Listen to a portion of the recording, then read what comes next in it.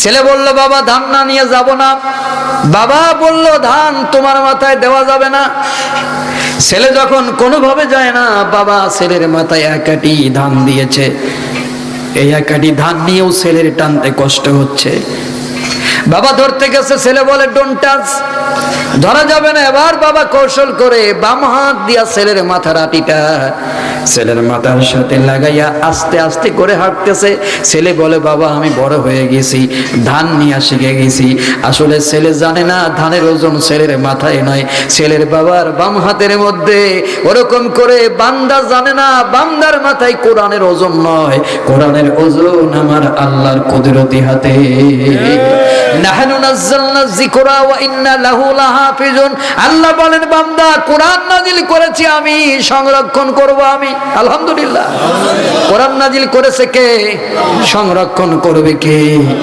এইজন্য আল্লাহ রাব্বুল আলামিন বান্দার মাথায় ওজনটা ছেড়ে দেয় নাই, ওজন আল্লাহ নিজের কাছে তুলে নিয়েছে। এই কোরআনের সংরক্ষণ আল্লাহ রাব্বুল আলামিন করবেন। এই সংরক্ষণ তিনি কাগজের মধ্যে করেন নাই। উই পোকা, তেলা পোকা, সার পোকাই খাইতে পারে, আগুনে পুড়ে যাইতে পারে, পানিতে স্পর্শ করতে পারে।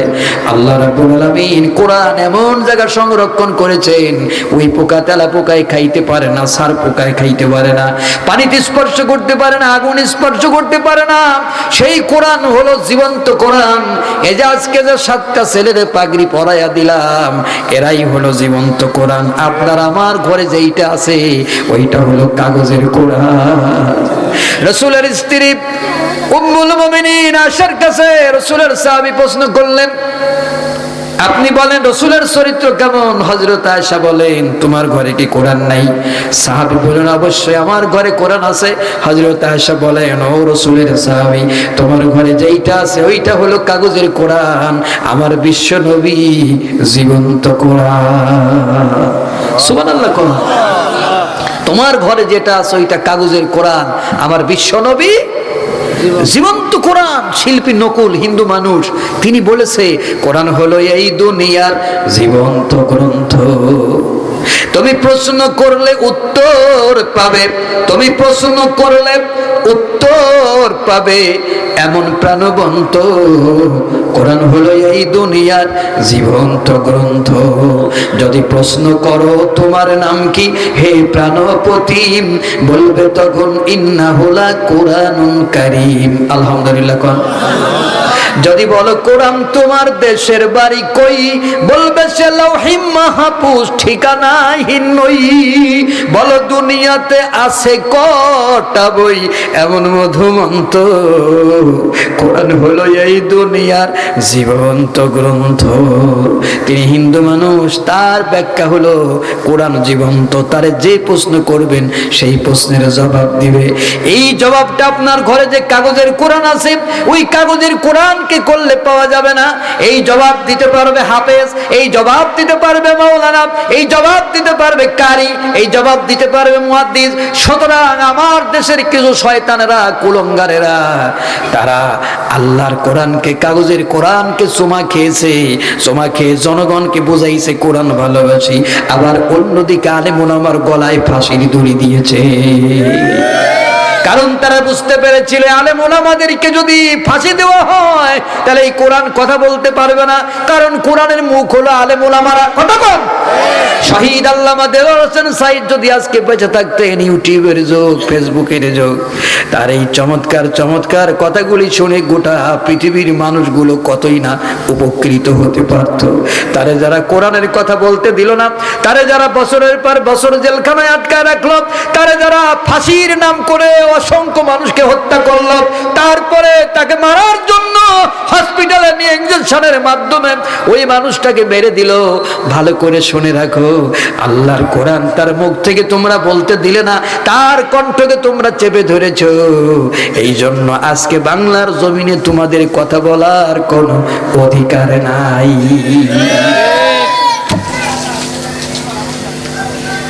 কষ্ট হচ্ছে বন্ধুগণ আমার? তাহলে আপনার ঘরে যে এইটা আছে কাগজের কোরআন, আর এই 7টা ছেলের মাথায় পাগড়ি দিলাম, এরা হলো জীবন্ত কোরআন। গোটা পৃথিবীর সব লাইব্রেরিতে গুলো যদি আগুন ধরায় দেন, গোটা পৃথিবীর সব লাইব্রেরি গুলো যদি পোড়ায় দেন, তারপরও আপনি কোরআনের কোনোই ক্ষতি করতে পারবেন না। এই 7টা হাফেজের যদি একটা হাফেজ বেঁচে থাকে, যদি আগুন লেগে ধ্বংস হয়ে যায়, ধ্বংস হয়ে যায়, যদি আগুন লেগে ধ্বংস হয় পৃথিবীর সব বইয়ের দোকান, বিশ্ব থেকে হারাবে না পবিত্র কোরআন। ঠিক কিনা? করবে কেমন করে কোরআন ধ্বংস আগুনের তেজে, করবে কেমন করে কোরআন ধ্বংস আগুনের তেজে, আছে বিশ্ব ভরা অগণিত কোরআনের হাফেজ। ঠিক না? তারাই আবার ছাপিয়ে আসমানি গ্রন্থ, ছাপিয়ে আসমানি গ্রন্থ, বাঁচাবে কোরআনের মান, বিশ্ব থেকে হারাবে না পবিত্র কোরআন, বিশ্ব থেকে হারাবে না পবিত্র কোরআন। তার মানে একটা হাফেজ যদি বেঁচে থাকে তাহলে গোটা পৃথিবীর থেকে কোরআন ওঠানো যাবে না। এই জন্য শয়তানদের চিন্তা হলো কাগজের কোরআন চুমা খায় আর হাফেজ মেরে ফেলে দেয়। কথা কর। আমার দেশে কিছু সংখ্যক পাবলিক আছে, নির্বাচনের আগে মাথায় টুপি দিয়ে বলে আমরা ক্ষমতায় গেলেই করে দেব, তাই করে দেব। 54 বছর বাংলাদেশ স্বাধীন হয়েছে। এই 54 বছরের ভিতরে কত মুসলমানের সন্তান এই দেশের শাসন ক্ষমতা হাতে নিল, একটা হেফজখানাও তারা সরকারিকরণ করতে পারে নাই। তাদের অন্তরে যদি কোরআনের প্রতি সত্যিকারের ভালোবাসা থাকতো তাহলে অন্ততপক্ষে প্রতি ইউনিয়নে হলেও একটা করে সরকারি হেফজখানা তারা প্রতিষ্ঠা করত। কথা কন না কেন? আমাদের ছেলেদেরকে, ছোট ছোট বাচ্চাদেরকে গ্রামে গ্রামে চাল ধান কালেকশন করে কোরআন পড়া লাগতো না। আহারে, একটা জীবন্ত কোরআন বস্তা ঘাড়ে করে তারা গ্রামে গ্রামে যখন ঘুরে বেড়ায় চাল কালেকশনের জন্য, ধান কালেকশনের জন্য, মানুষ উপহাস করে মাদ্রাসা না ভিক্ষুকের আস্তানা বানাইছে। আসলে এই জাতি কখনো উন্নতির শিখরে যাইতে পারবে না যেই জাতি তার জীবন্ত কোরআনদের ঘাড়ে বস্তা ঝোলাইয়া দেয়, ভিক্ষার বস্তা। আপনি বাড়িতে ঘুমায় থাকেন, এসি রুমের ভিতরে, শীতের ভিতরে আপনি ঘুমান হিটার দিয়ে, কত সুন্দর বিল্ডিং এর মধ্যে। আর যদি হেফজখানার দিকে তাকান, অনেক হেফজখানা আছে যেখানে ছোট ছোট বাচ্চারা পড়তে পারে না, যেখানের বাচ্চাগুলো শীতের সময় বাতাসে কষ্ট পায়। তারপরও আমরা মুসলমান, আমরা বলি ক্ষমতায় গেলেই করে দেব, তাই করে দেব। আসলে এগুলো কিছুই না, এগুলো হলো চাপাবাজি। এগুলো কি বলেন তো? সবগুলো চাপাবাজি, ভণ্ডামি।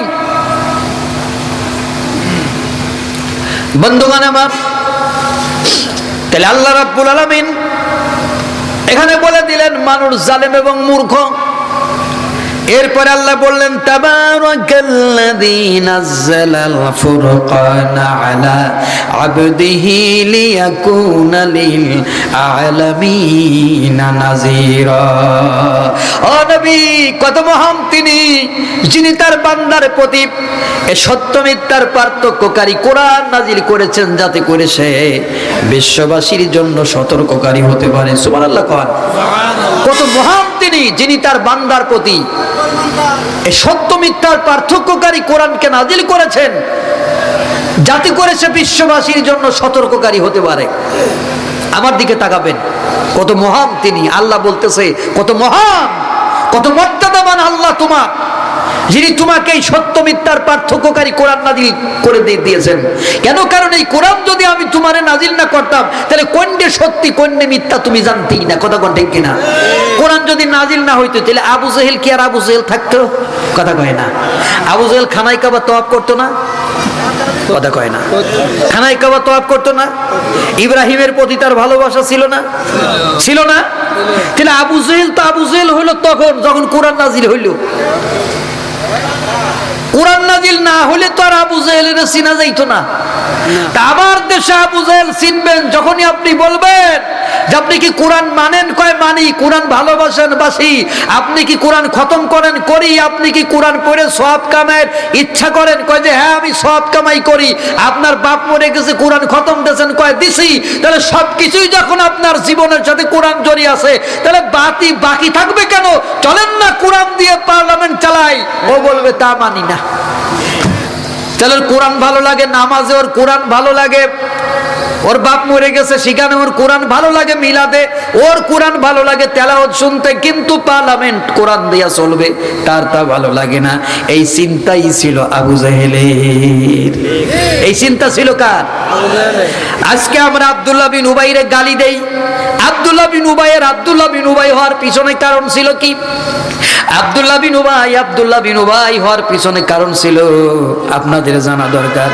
আল্লাহর নবী তখনও হিজরত করে নাই, মদিনায় যাই নাই। আউস এবং খাজরাজ দুইটা গোত্র 40 বছর ধরে তারা যুদ্ধ করেছিল একটা উটের জন্য। তারা সিদ্ধান্ত নিয়ে নিল মুহাম্মদুর রাসূলুল্লাহ সাল্লাল্লাহু আলাইহি সাল্লাম কে তারা প্রেসিডেন্ট বানাবে না, তারা প্রেসিডেন্ট বানাবে আব্দুল্লাহ বিন উবাইরে। আব্দুল্লাহ বিন উবাইকে প্রেসিডেন্ট বানানোর জন্য তারা সোনার মুকুট বানায় আনলো। আর দিনক্ষণ ঠিক করা হলো, এই সোনার মুকুট কখন তাকে পরানো হবে। ঠিক সেই সময় বিশ্ব নবী যখন মদিনাতে আগমন করলেন, তখন আউস এবং খাজরাজের 75 জন লোক একবারে ইসলাম গ্রহণ করে নিল। সবগুলো ছিল তারা এই দুই গোত্রের নেতা। সুবহানাল্লাহ। নেতারা যখন ইসলাম গ্রহণ করে নিল, আবু জাহেল দেখলো এখন যদি আমি রসুলের কাছে গিয়ে বায়াত না হই, তাহলে আমার এই নেতাগিরি থাকবে না, আমার ওরা লাথি মেরে বাইর করে দেবে। এই জন্য সেও নেতাগিরি ঠেকানোর জন্য সেও রসুলের হাতে গিয়া কালিমা পড়া শুরু করে দিল। আমার দেশে এরকম নেতা আছে, আরে হুজুররা ওয়াজের মাঠে গিয়ে ওয়াজ করতেছে, আমি যদি একটু ওয়াজের মাঠে না যাই তাহলে আমি ভোটের মাঠে টিকতে পারবো না। এই জন্য মাথায় একটা টুপি দিয়ে ওয়াজের মাঠে এসে মাঝে মাঝে বসে থাকে। আমরা ধর্ম ব্যবসায়ী না, প্রকৃত ধর্ম ব্যবসায়ী হলো ওরা। কথা বল না কেন? নির্বাচনের সময় একটা টুপি কিনে নিয়ে আসে, সেই টুপি মাথায় দিয়ে ঘুরে বেড়ায়। নির্বাচিত হয়ে গেলে ওই টুপির আর খোঁজ থাকে না, প্রতিনিয়ত ওই টুপির অপমান করা শুরু করে। কতক্ষণ? এই তো আমরা 54 বছর ধরে বাংলাদেশে দেখে আসতেছি। আব্দুল্লাহ বিন উবাইয়ের মাথায় সোনার মুকুট পরা হলো না, ঠিক না? এই যে তার মনের কষ্ট, মনের ব্যথা। মুহাম্মদ যদি মদিনাতে না আসতো, আমি মদিনার প্রেসিডেন্ট হতাম, সোনার মুকুট মাথায় দিতাম, আমি মদিনার প্রেসিডেন্ট হতাম, রাষ্ট্রপতি হতাম, বড় একটা চেয়ার আমার পাছার নিচে যাইতো। এই চিন্তা করে সারা জীবন যতদিন বেঁচে ছিল রসুলের দুশ্মনী করেছে, কোরআনের দুশ্মনী করেছে, রসুলের সাথে ভালো আচরণ করতে পারে নাই। আমার দেশে এই রকমের নেতা আছে, শুধুমাত্র ক্ষমতার লোভে, চেয়ারের লোভে কোরআনের বিরোধিতা করে। কথা কন না কেন? তাহলে সে যদি আব্দুল্লাহ বিন উবাই হতে পারে, তাহলে এরা কেন আব্দুল্লাহ বিন উবাই হবে না? আল্লাহ রাব্বুল আলামিন নবীর কাছে ওহী নাজিল করে দিলেন, ইস্তাগফির লাহুম আও লা তাস্তাগফির লাহুম। নবীরে তুমি যদি তার জন্য দোয়া করো আর নাই করো, দুটোই সমান। ইন তাস্তাগফির লাহুম 70 মাররা, নবীরে তুমি যদি তার জন্য 70 বার দোয়া করো, আমি আল্লাহ কবুল করব না। তাহলে 70 বার দোয়া করলে কোন নবী? আমার নবী, আপনার নবী মুহাম্মদুর রাসূলুল্লাহ সাল্লাল্লাহু আলাইহি ওয়াসাল্লাম। এই নবী মনে মনে যা বলতেন আল্লাহর দরবারে তা কবুল হয়ে যেত। নবী মদিনা থেকে হিজরত করে, মক্কা থেকে হিজরত করে মদিনায় গেলেন। বনু সালমা গোত্রের মধ্যে বসে 4 রাকাত জোহরের নামাজের নিয়ত করলেন। তখন মুসলমানদের কিবলা ছিল বাইতুল মুকাদ্দাস, প্যালেস্টাইন, বর্তমান যেটা ইসরায়েলেরা দখল করে মুসলমানদেরকে নির্বিচারে হত্যা করতেছে। ওদিকে নবীজি দাঁড়ায় গেলেন। আল্লাহর নবী ফিলিস্তিনের দিকে মুখ করে নামাজ পড়তে ভালো লাগে না। নবীজি মনে মনে চিন্তা করলেন, আয় আল্লাহ, আমার জন্মভূমি, আমার মায়ের দেশ, আমার বাবার দেশ, ওই খানায় কাবাটারে যদি আমাদের জন্য কিবলা বানায়া দিতে আমার ভালো লাগতো। নবীজির মনের ভিতরে এই যে ব্যথা, নবীজির মনের ভিতরে কষ্ট, পৃথিবীর কোন মানুষের কাছে বলা লাগলো না, পৃথিবীর কোন মানুষ জানলো না। নবী বারবার আকাশের দিকে তাকাচ্ছে। জিবরাইল এসে বলো, নবী আপনি বারবার আকাশের দিকে তাকান, পৃথিবীর কোন মানুষ না দেখলেও আমার আল্লাহ দেখেছে, পৃথিবীর কোন মানুষ না শুনলেও আমার আল্লাহ শুনেছে। ও নবী আপনি আর দেরি করবেন না, শাতরাল মসজিদিল হারাম, আপনার মুখকে আপনি মসজিদুল হারামের দিকে ফেরাইয়া দেন। নবী সাথে সাথে মসজিদুল হারামের দিকে ফিরে গেলেন। আল্লাহর নবী 2 রাকাত নামাজ পড়লেন বাইতুল্লাহর দিকে, আর 2 রাকাত নামাজ পড়লেন বাইতুল মুকাদ্দাসের দিকে।